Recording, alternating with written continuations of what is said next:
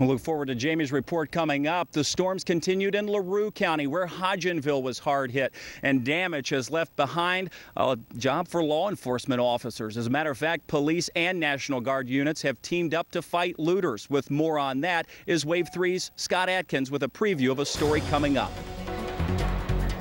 Out of the 19 homes damaged here in Hodgenville, 8 are uninhabitable. The people who live there just can't return home tonight. This is one of them, as people continue picking up the bits and pieces out of their garage and out of their yard, anything that they can salvage. For some, there's obvious structure damage. For others, like the home over here behind me, the roof is completely gone.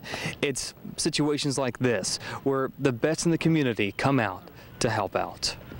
We're coming just to see if we can pray with you guys. Sometimes in the time of need, it's very stressful. A helping hand or holding hands.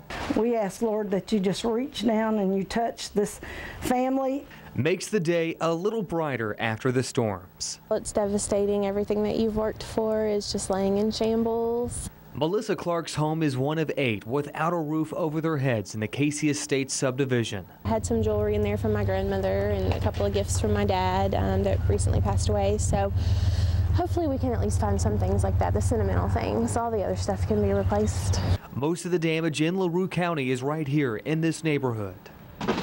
We really never know what to say in these situations. When the EF2 twister hit Hodgenville, it may have left a mark 4 miles long, but it didn't dampen the resilient spirit of those near and far. We don't know why it happens, but we know he's in charge and he can hold them in the palm of his hand during all this. Karen Smith of Shepherdsville is here with the Southern Baptist Disaster Relief, an organization offering volunteer services.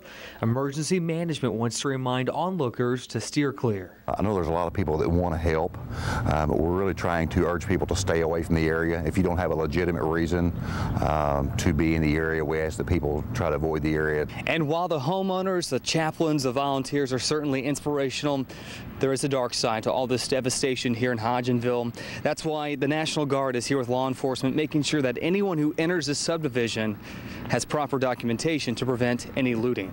Working for you in Hodgenville, Scott Atkins, Wave 3 News. We've just noticed here in Hardin County that some of the electrical crews are over just across the street helping to kind of restore power to some of the folks here. The roads are open, so we at least have a little more normalcy with traffic. The folks here, including the Pences and the neighbors, the McFarlands, have been working to get stuff into storage sheds today just to beat the rain and the storms headed our way tomorrow. Guys, that's really the focal point, is what will happen tomorrow. We can only hope it's nothing like what happened yesterday. We'll be back with a full forecast coming up and more reports from our southern counties in just a little bit. All right. Thank you, Kevin. We'll join you in a bit.